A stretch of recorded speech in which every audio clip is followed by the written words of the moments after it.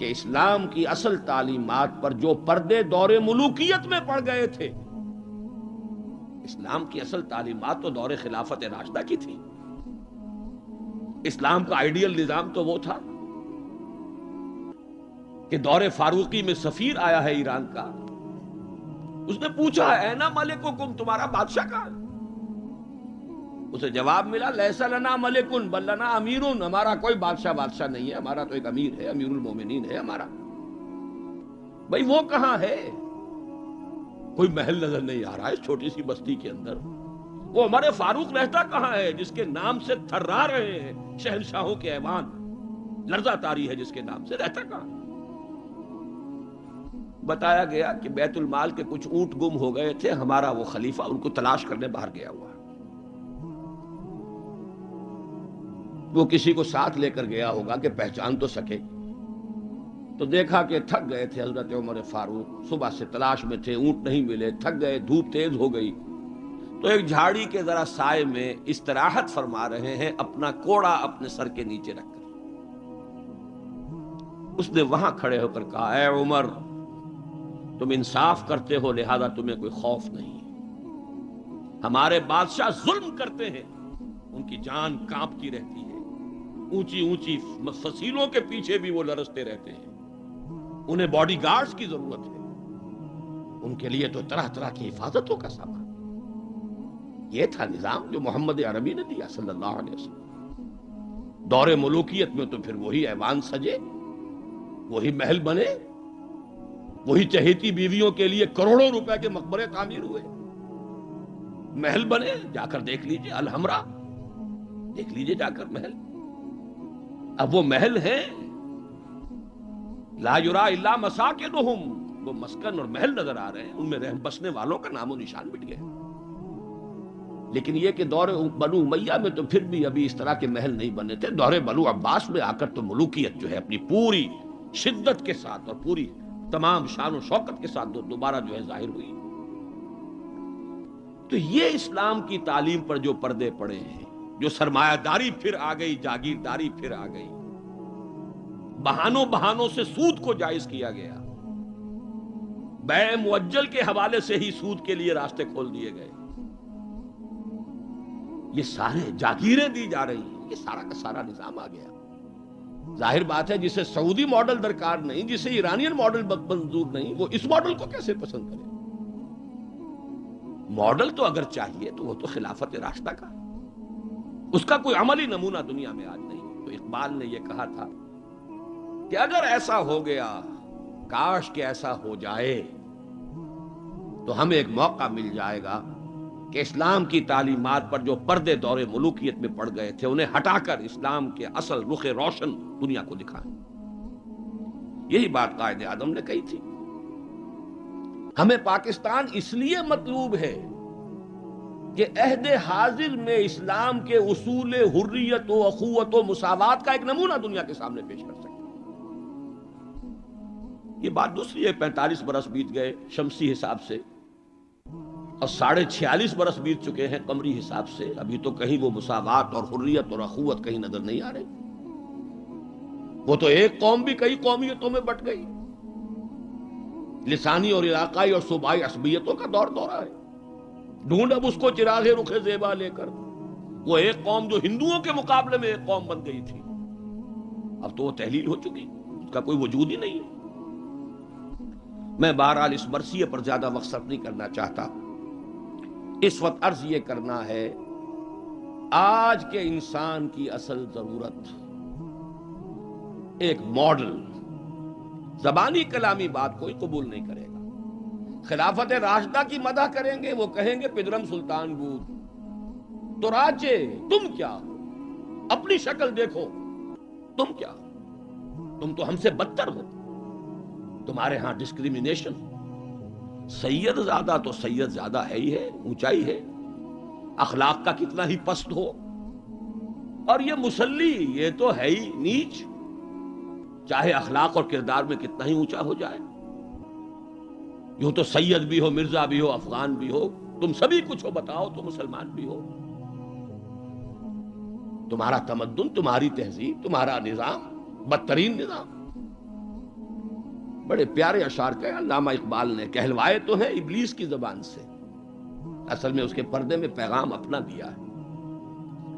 اور ان کی یہ نظم جو ہے ابلیس کی مجلس شورا، ان کے انتقال کے بعد چھپی ہے، یہ آخری دور ہے ان کا۔ اس لیے میں کہا کرتا ہوں کہ اقبال کا پیغام اگر دیکھنا ہو امت مسلمہ کے نام، تو یہ نظم جو ہے ابلیس کی مجلس شورا، یہ ان کا آخری پیغام۔ یہ ظاہر بات ہے کہ وہ کوئی نبی تو نہیں تھے معاذ اللہ، عام انسان تھے، ذہنی ارتقاء کے مختلف مراحل سے گزرے ہیں، تو ان کا ارتقاء جہاں تک ہوا ہے اس کی آخری صورت جو ہے وہ نظمیں ہیں کہ جو ارمغان حجاز میں شامل ہیں۔ جانتا ہوں میں یہ امت حامل قرآن نہیں، ہے وہی سرمایہ داری بندہ مومن کا دین۔ جانتا ہوں میں کہ مشرق کی اندھیری رات میں بے ید بیضا ہے پیران حرم کی آستین۔ عصر حاضر کے تقاضاؤں سے ہے لیکن یہ خوف، یہ ابلیس کہہ رہا ہے، عصر حاضر کے تقاضاؤں سے ہے لیکن یہ خوف، ہو نہ جائے آشکارا شرع پیغمبر کہیں۔ الحذر، آئین پیغمبر سے 100 بار الحذر، حافظ ناموس زن، یہ ہے معاشرت، مرد آزماں مرد آفرین۔ موت کا پیغام ہر نوع غلامی کے لیے، نہ کوئی فغفور و خاکہ نہ گدائے رہنشی۔ کرتا ہے دولت کو ہر آلودگی سے پاک و صاف، منعموں کو مال و دولت کا بناتا ہے امین۔ اس سے بڑھ کر اور کیا فکر و عمل کا انقلاب، بادشاہوں کی نہیں اللہ کی ہے یہ زمین۔ یہ ہے انقلاب۔ چشم عالم سے رہے پوشیدہ یہ آئیں تو خوب، ابلیس کہہ رہا ہے نا، چشم عالم سے رہے پوشیدہ یہ آئیں تو خوب، یہ غنیمت ہے کہ خود مومن ہے محروم یقین۔ یہ ماڈل آج کے انسان کی اصل ضرورت ہے۔ اب میں آپ کو بتاتا ہوں نبی اکرم صلی اللہ علیہ وسلم نے یہ ماڈل دیا کہ نہیں دیا۔ حضور صلی اللہ علیہ وسلم کا یہ ماڈل آج دنیا کا ہر باشعور انسان یہ ماننے پر مجبور ہے کہ آئیڈیل ماڈل، بدترین دشمنوں نے اقرار کیا۔ ایم این رائے 1920 میں لیکچر دیا اس نے، ہسٹوریکل رول آف اسلام، لاہور میں دیا، وہ کتاب اب بھی بھارت میں چھپتی ہے۔ اس نے کہا کہ تاریخ انسانی کا عظیم ترین انقلاب وہ ہے جو محمد نے برپا کیا صلی اللہ علیہ وسلم۔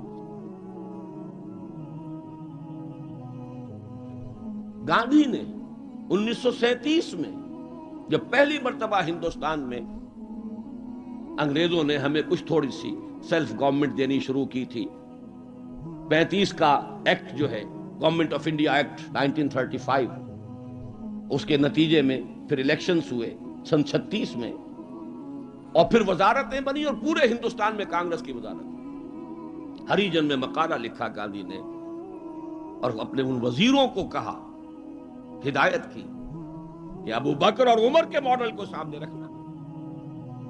میں تمہارے سامنے ابو بکر اور عمر کی مثال پیش کروں۔ مجھے ایک واقعہ اور یاد آیا ہے، یہ تو چیز چھپی ہوئی ہے، ہریجن کا مقالہ ہے، اس کو تو کوئی شخص ویریفائی کر سکتا ہے۔ ایک واقعہ جو ہے یہ ایک روایت ہے۔ میں جب پہلی مرتبہ حیدرآباد دکن گیا تھا، یہ آج سے کوئی 10 سال پہلے کی بات ہے، وہاں ایک مولانا ابوالکلام آزاد انسٹیٹیوٹ ہے، اس میں میری ایک تقریر تھی، کھچا کھچ بھرا ہوا ہال۔ ایک صاحب جو گورنر رہے تھے، پرانے کانگریسی بوڑھے 80 برس کی عمر کے گورنر رہے تھے بہار کے، بھی نام مجھے اس وقت ذہن سے اتر گیا ہے، وہ ان کی صدارت تھی۔ وہاں میں نے تقریر کی مولانا ابوالکلام آزاد مرحوم کے ایک زندگی کے بارے میں، اب اس کا تفصیل میں یہاں بیان نہیں کروں گا۔ تو ایک صاحب جو وہاں ریٹائر ہوئے تھے عثمانیہ یونیورسٹی سے as head of the political science department, وہ مجھ سے ملے۔ انہوں نے ایک تو مجھے یہ کہا کہ آج تک ابوالکلام کے بارے میں اگرچہ میں نے 20 لوگوں کو پی ایچ ڈی کرا دی ہے مولانا ابوالکلام آزاد کی زندگی اور ان کے خیالات، افکار، نظریات، ان پر 20 کو میں نے پی ایچ ڈی کرائی ہے اپنی نگرانی میں، لیکن اتنا کلیئر کانسیپٹ میرے سامنے ابوالکلام کا آج تک نہیں تھا۔ اور وہ 2 جملے میں بیان کر دیتا ہوں۔ میں نے یہ کہا کہ ابوالکلام کی زندگی کے 2 دور تھے، 1912 سے لے کر کا اور 1920 تک کا ابوالکلام، یہ تسلسل تھا تحریک شہیدین کا. سید احمد بریلوی رحمت اللہ علیہ اور شاہ اسماعیل شہید رحمہ اللہ، ان کی جو تحریک جہاد تھی اس کا معنوی تسلسل ہے ابوالکلام الہلال اور البلاغ والا ابوالکلام. لیکن پھر 1920 میں اس نے ہمت ہار دی، ماحول سے تعاون نہیں ملا، مخالفت ہوئی علماء کی طرف سے. اس کھاتے کو بند کر کے حزب اللہ کا کھاتا، حکومت الہیہ کے قیام کی جد و جہد، یہ چیپٹر کلوز کیا ابوالکلام.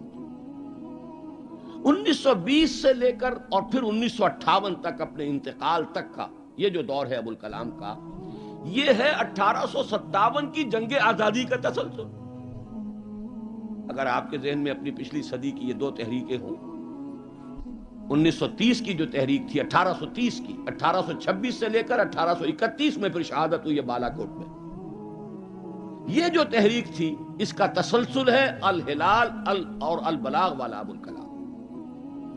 1857 میں جنگ آزادی تھی، انگریز کے خلاف بغاوت، اسے غدر کہتے تھے، اب جنگ آزادی کہتے ہیں. انگریزی دور میں ہم نے جب تاریخ پڑھی تھی تو وہ غدر کے نام سے تھی. اس میں ہندو اور مسلمان دونوں شریک تھے، متحدہ جد و جہد تھی انگریز سے نجات پانے کی.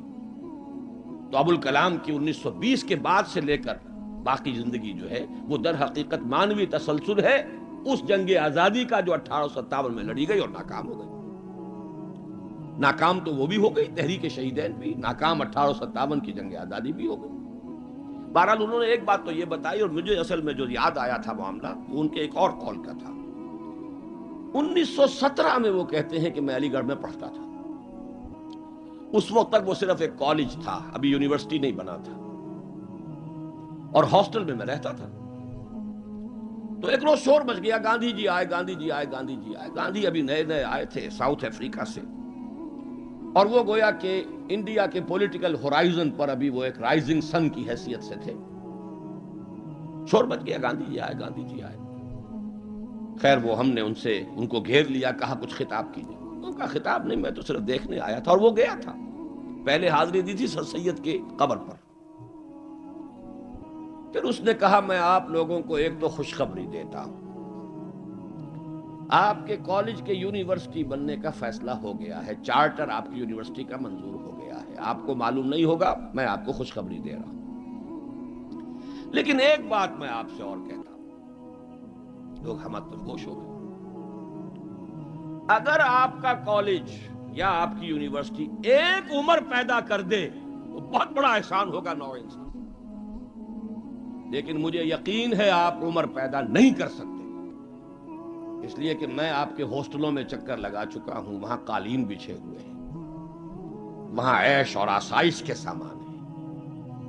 اس ماحول میں عمر پروان نہیں چڑھتا.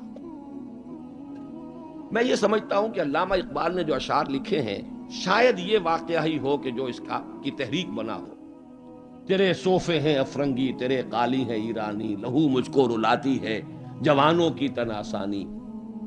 تو معلوم ہوا کہ یہ عمر کا وہ مقام گاندھی کی نگاہ میں تھا. اور پھر سن 1937 میں 20 برس بعد وزیروں کو کہا ہے کہ ابو بکر اور عمر کو اپنے سامنے ماڈل کی حیثیت سے رکھو. ایچ جی ویلز نے کہا ہے اگرچہ حضور کی ذاتی زندگی پر، خاص طور پر ازدواجی زندگی پر بڑے رقیق حملے کیے، لیکن پھر اس نے جب حجۃ الوداع کے ذکر پر آتا ہے concise history of the world میں، اس کا پرانا آپ کو کوئی ایڈیشن تلاش کرنا ہوگا، نئے ایڈیشن میں سے یہ پیسیجز نکال دیے ہیں نئے ایڈیٹرز نے. لیکن یہاں کی یونیورسٹی سے میں نے نکلوا کر ایک دفعہ ویریفائی کیا تھا، چونکہ مجھے تو بہت پرانے یہ الفاظ یاد تھے، لیکن پھر میں نے انہیں تازہ کیا کراچی یونیورسٹی کی لائبریری سے. اس میں وہ لکھتا ہے، وہ حضور کے خطبے کے الفاظ نقل کر کے، لا فضل لعربی علی عجمی ولا لعجمی علی عربی ولا لاحمر علی اسود ولا لاسود علی احمر الا بالتقوی کلکم بنو آدم وآدم من تراب. اس کا ترجمہ دے کر پھر لکھتا ہے کہ اگرچہ ہیومن فریٹرنیٹی، فریڈم اور ایکویلٹی کے سرمنز تو پہلے بھی بہت کہے گئے تھے، جیزس آف نزارت کے ہاں حضرت مسیح کا تذکرہ کر رہا ہے، جیزس آف نزارت کے ہاں بھی سرمنز تو بہت ہیں، لیکن یہ ماننا پڑتا ہے کہ تاریخ انسانی میں پہلی مرتبہ محمد نے ان اصولوں پر ایک معاشرہ قائم کر کے دکھایا. اس سے بڑا ٹریبیوٹ کیا ہوگا؟ اور دشمن ہے، ذاتی اعتبار سے حملے کر رہا ہے، رقیق حملے کر رہا ہے، استہزاء کر رہا ہے یہ تعدد ازدواج کا، لیکن یہ بات ماننے پر مجبور ہے کہ انسانی تاریخ میں پہلی مرتبہ انسان کی حریت، اخوت اور مساوات کے اصولوں پر مبنی ایک نظام قائم کیا محمد صلی اللہ علیہ وسلم. اور نوٹ کیجئے یہی 3 الفاظ قائد اعظم نے استعمال کیے تھے. ہم پاکستان اس لیے چاہتے ہیں کہ عہد حاضر میں اسلام کے اصول حریت و اخوت و مساوات کا ایک نمونہ دنیا کو دکھا. اسی طرح پھر ڈاکٹر مائیکل ہارٹ کی دی 100 مشہور کتاب ہے. بہرحال یہ ماڈل، یہ رحمت محمد الرسول اللہ صلی اللہ علیہ وسلم انسان کو عطا کر چکے ہیں، اور اپنے تو بہرحال مدح کریں گے ہی. اپنوں کی تو آنکھ محبت اور عقیدت کی آنکھ ہے، لیکن میں نے یہ گواہیاں دی ہیں اغیار کی، دشمنوں کی. اب آئیے دوسری آیت کی طرف. لقد کان لکم فی رسول اللہ اسوۃ حسنہ. یہاں خطاب ہو رہا ہے تمہارے لیے اللہ کے رسول کی زندگی میں، اللہ کے رسول کی شخصیت میں ایک عمدہ نمونہ ہے. پہلے تو غور کیجئے لکم سے مراد کیا ہے. یہاں خطاب مسلمانوں سے ہے، یہاں پوری نوع انسانی سے نہیں ہے. یہ فرق ہے، نوٹ کر لیجئے. پہلی آیت کے مقابلے میں خطاب کا رخ اس آیت میں یہ محدود ہے، مسلمانوں کی طرف خطاب. اے مسلمانوں، تمہارے لیے رسول کی شخصیت میں ایک عمدہ نمونہ ہے. آپ کہیں گے کس دلیل سے یہ کہہ رہے ہیں؟ اسی آیت کا جو دوسرا ٹکڑا ہے وہ عام طور پر پڑھا نہیں جاتا. لقد کان لکم فی رسول اللہ اسوۃ حسنۃ لمن کان یرجو اللہ والیوم الآخر وذکر اللہ کثیرا. اس شخص کے لیے اسوہ ہے حضور کی زندگی اور شخصیت جو 3 شرطیں پوری کرے. جیسے کہ قرآن مجید خود اپنے بارے میں کہتا ہے ہدی للناس شہر رمضان الذی انزل فیہ القرآن ہدی للناس وبینات من الہدی والفرقان. لیکن سورہ بقرہ ہی کے شروع میں کہتا ہے ہدی للمتقین. ستیارتھ پرکاش کے مصنف نے سوامی دیانند سرسوتی نے تو اعتراض کیا تھا اس پر. 14واں باب، بدنام زمانہ 14واں باب یاد ہوگا. اس کا حل کیا ہے اس اشکال کا؟ قرآن اپنی جگہ ہدایت ہے پوری نوع انسانی کے لیے تا قیام قیامت، لیکن اس سے استفادہ وہی کرے گا جس میں استفادے کی پیاس اور طلب. پیاس ہی نہیں، بہترین مشروب رکھ دیجئے، پیے گا نہیں انسان. بھوک نہیں، بیماری کی وجہ سے ذائقہ منہ کا خراب ہے. آپ نے دیکھا ہوگا ماؤں کو بیچاریاں بچوں کی کیسی کیسی خوش آمدیں کرتی ہیں، بیٹے کچھ کھا لو، یہ کھا لو، وہ کھا لو، یہ، لیکن اس کا منہ کا ذائقہ بگڑا ہوا کچھ نہیں کھاتا. بھوک مری ہوئی ہے کچھ نہیں کھاتا. تو جس میں ہدایت کی طلب نہیں ہوگی قرآن اس کو ہدایت نہیں دے گا. اپنی جگہ ہدی للناس، استفادے کے لیے شرط ہے، پیاس ہو طلب ہو تب. اسی طرح حضور کی زندگی اسوہ کاملہ، اپنی جگہ مکمل ہر اعتبار سے، لیکن اس سے استفادہ کرنے کے لیے 3 شرطیں ہیں. لقد کان لکم فی رسول اللہ اسوۃ حسنۃ لمن کان یرجو اللہ والیوم الآخر وذکر اللہ کثیرا. اس کے لیے اسوہ ہے کہ جو اللہ سے ملاقات کا امیدوار ہے،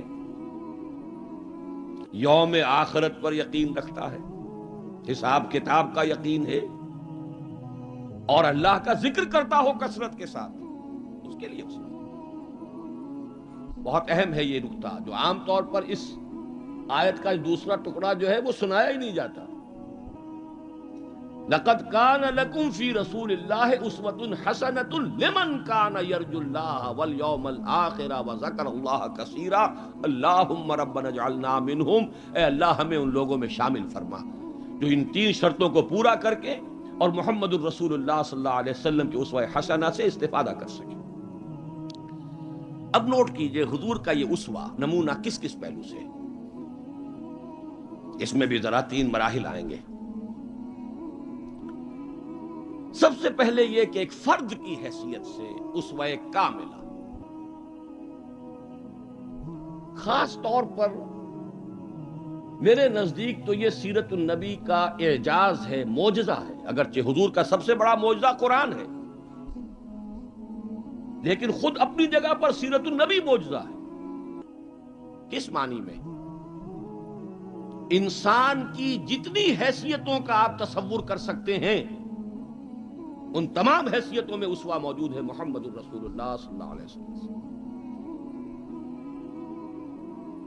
باپ کی حیثیت سے اسوہ موجود، حضرت مسیح کی زندگی میں تو نہیں، انہوں نے شادی نہیں کی۔ شوہر کی حیثیت سے اسوہ موجود، خسر کی حیثیت سے اسوہ موجود، حضرت علی کے خسر ہے کہ نہیں، حضرت عثمان کے خسر ہے یا نہیں۔ داماد کی حیثیت سے اسوہ موجود، حضرت ابوبکر حضرت عمر کے داماد ہے کہ نہیں۔ پھر ذرا غور کیجئے، داعی کی حیثیت سے اسوہ، مبلغ کی حیثیت سے اسوہ، معلم کی حیثیت سے اسوہ، مربی اور مزکی کی حیثیت سے اسوہ، امام مسجد کے اعتبار سے اسوہ، خطیب مسجد کے اعتبار سے اسوہ، پھر میدان جنگ میں سپہ سالار کی حیثیت سے اسوہ، قاضی القضات کی حیثیت سے اسوہ، اور صدر مملکت کی حیثیت سے اسوہ۔ کون سی زندگی کا گوشہ رہ گیا؟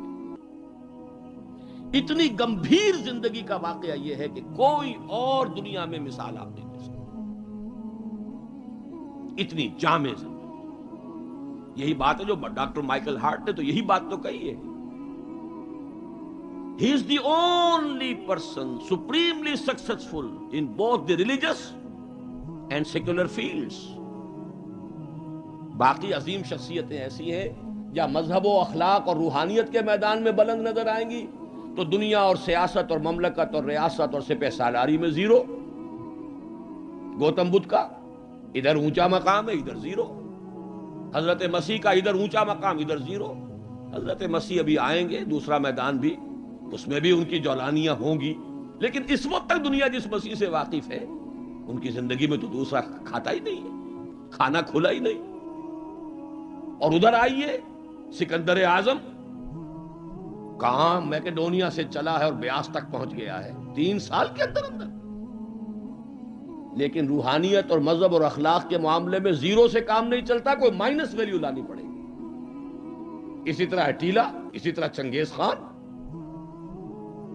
ایک ہی شخصیت ہے، the only person supremely successful in both the fields, گویا کہ ہر اعتبار سے اسوہ کاملہ۔ یہاں بھی ایک نقطہ ذرا سی ڈائگریشن ہے۔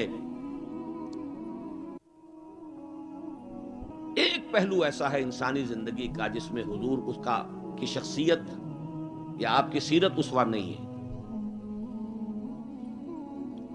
آدمی چونک جائے گا، اسے شاید توہین پر محمول کرے، لیکن ہے۔ اور وہ شخصیت کا پہلو ہے ایک عورت کی حیثیت سے، بیوی کے لیے اسوہ، ماں کے لیے اسوہ، کہاں سے آئے گا؟ آخر آدھی انسانیت ہے، نصف بہتر حیات آپ تو کہتے ہیں، دی بیٹر ہاف، اس کے لیے اسوہ، اس کی نسوانی زندگی کے اعتبار سے اسوہ کا۔ دیکھیے یہی نقطہ ہے، نوٹ کر لیجئے، دل پر لکھ لیجئے۔